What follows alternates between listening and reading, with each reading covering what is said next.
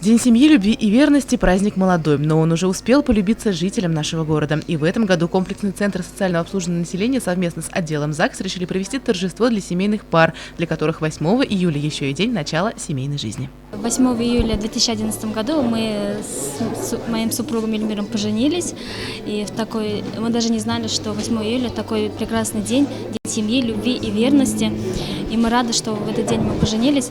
И сейчас в нашей семье есть дочка Азалия и старший сын Айнас. И мы всем желаем, чтобы себя любили друг друга, были верны и семья была дружная.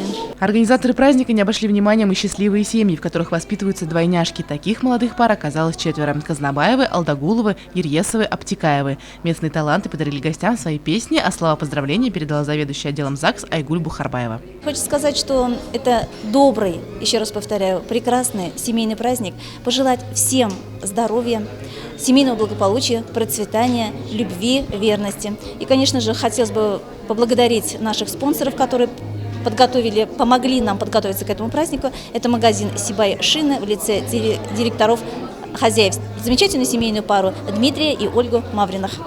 Действительно, семья – самое главное в жизни для каждого из нас. Это близкие и родные люди, те, кого мы любим, с кого берем пример, о ком заботимся, кому желаем добра и счастья. Именно в семье мы учимся любви, ответственности, заботе и уважению.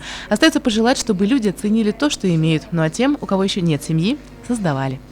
Елена Афанасьева, Гурхамитова, Дамир Хайбуль, Любовь Карпова, телекомпания СТВ.